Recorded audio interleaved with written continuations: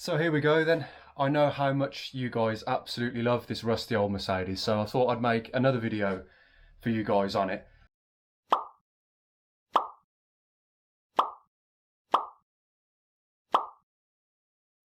And today we're actually going to have a look at the rear suspension. The car is really bouncy, really like firm and bouncy at the same time. It's a really weird sensation when you go down the road. It bounces like a pogo stick and it's just as firm. It's the weirdest sensation.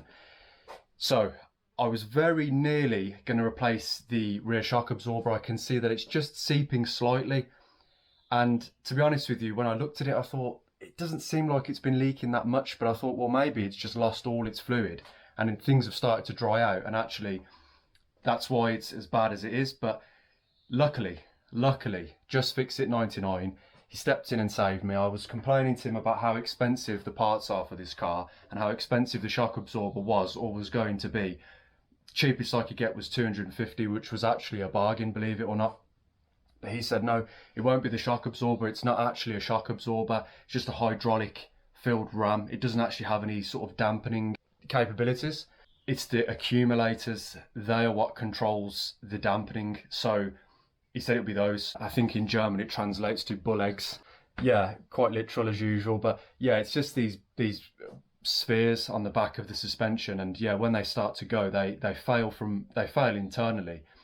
And it's essentially half fluid, or give or take, half gas. And there's like a diaphragm or something that separates the two.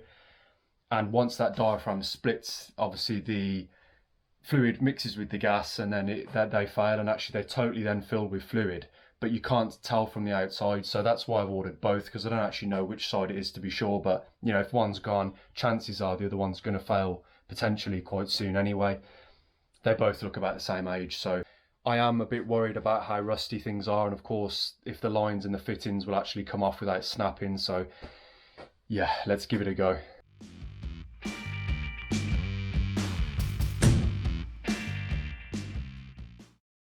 So this is the shocks that aren't really shocks, and yeah, they're connected to the hydraulic system that does the dampening, strangely enough, and this is just a hydraulic ram. So by the time you're seeing this video, I will have dealt with this bit of surface rust here, so ignore that. These are what we need to change. They're here.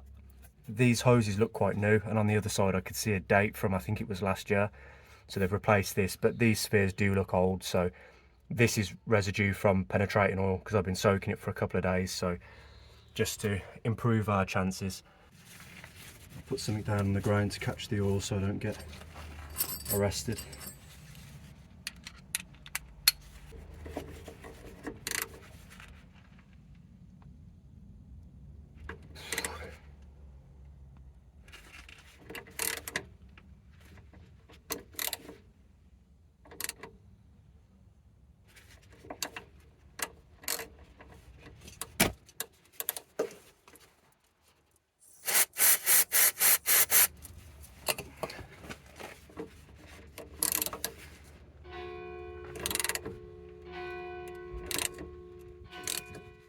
I mean, if they're really rusty, there's nothing you can do. I mean, even if you don't put much pressure on,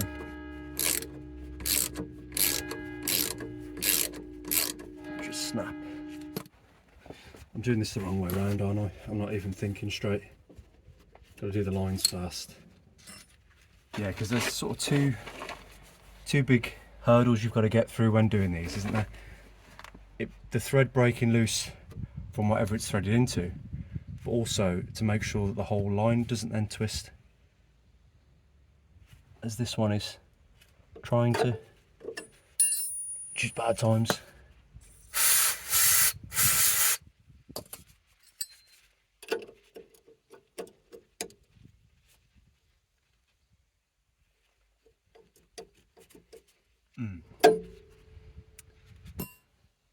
I'm going to wide brush it a little bit more, keep spraying it.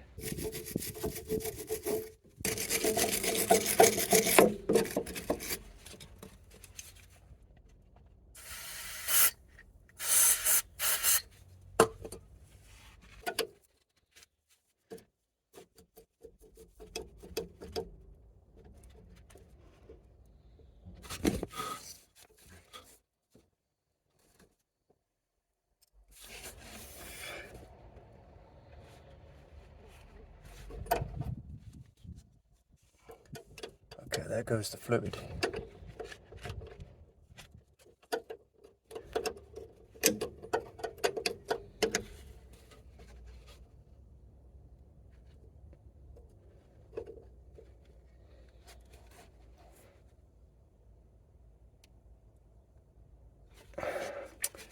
It doesn't want to turn.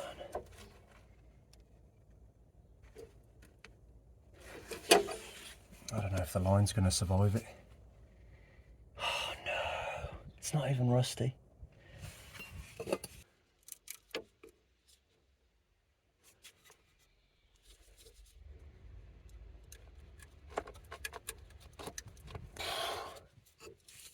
It's tight on there now. It's tight.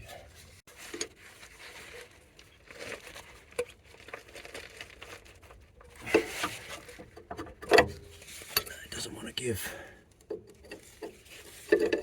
Bastard. So I'm going to try and double up and see if we can get it this way.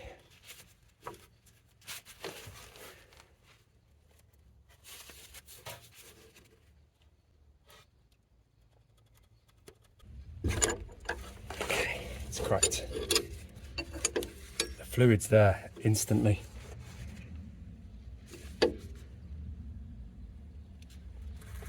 But that's good, it's turning and the whole thing's not turning, so happy days there.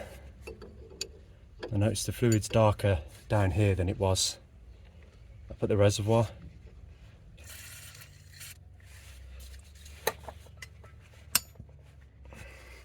Yeah, this line is so soft, there's not really any rust as much, but it just wants to turn no matter what. Wants to twist.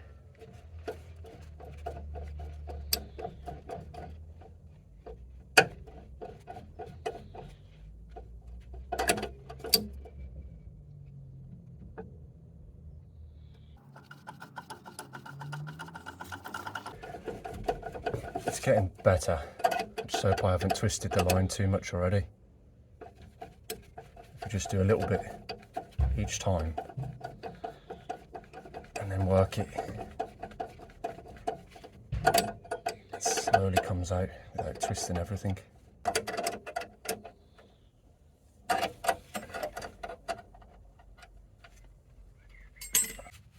So now I know how those French car enthusiasts feel with all this hydraulic oil stuff. I could definitely live without it.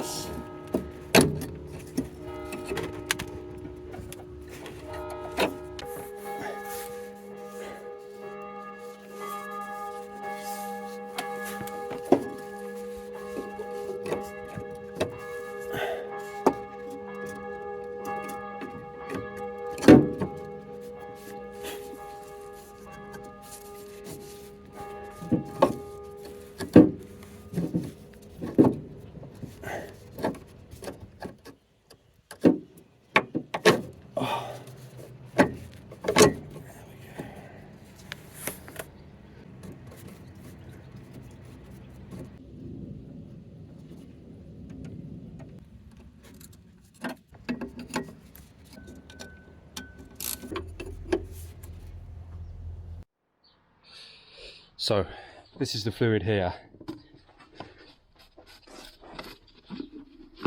I need to change this fluid on this filter at some point.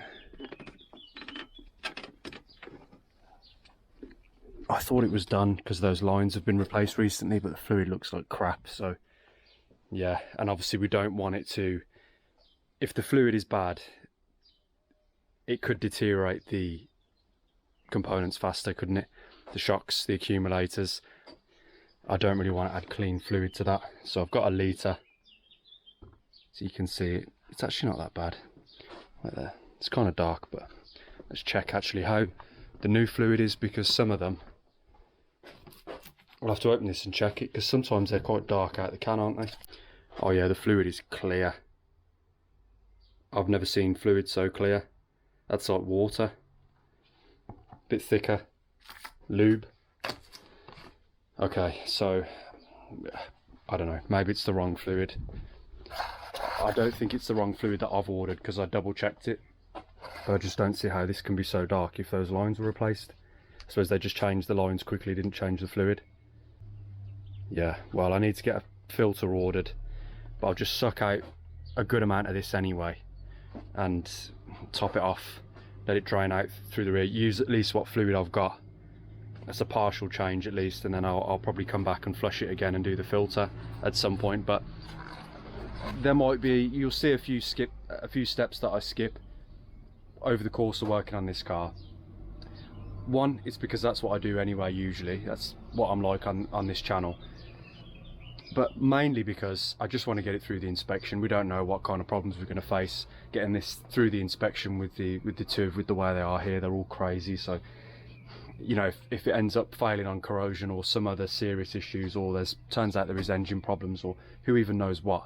I haven't even really used it, I've only driven it once, so I don't want to get too carried away at this point. It's just about getting it through the test, and then like I normally do, I do all the basics first just to get it through that inspection, and then slowly over time work on it more and more, and do, you know, a bit more fettling and filters and, you know, things that it could do. So just basically start off with a very important list, and then yeah, then slowly work and move through the service items and things like that.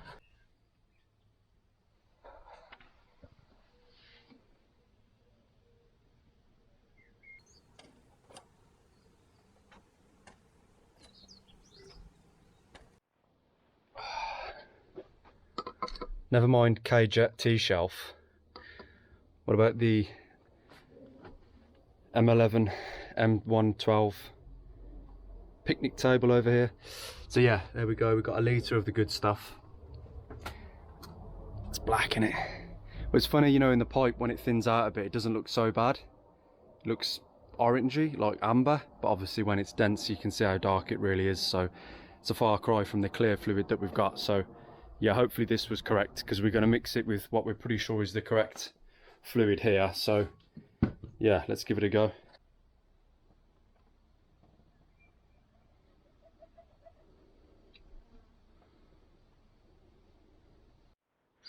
Right, so I'm actually going to light it off then and make sure there's no issues with it.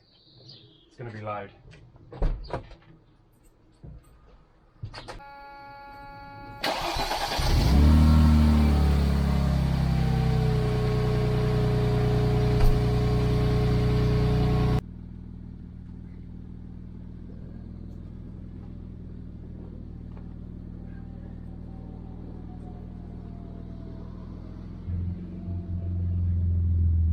Way better.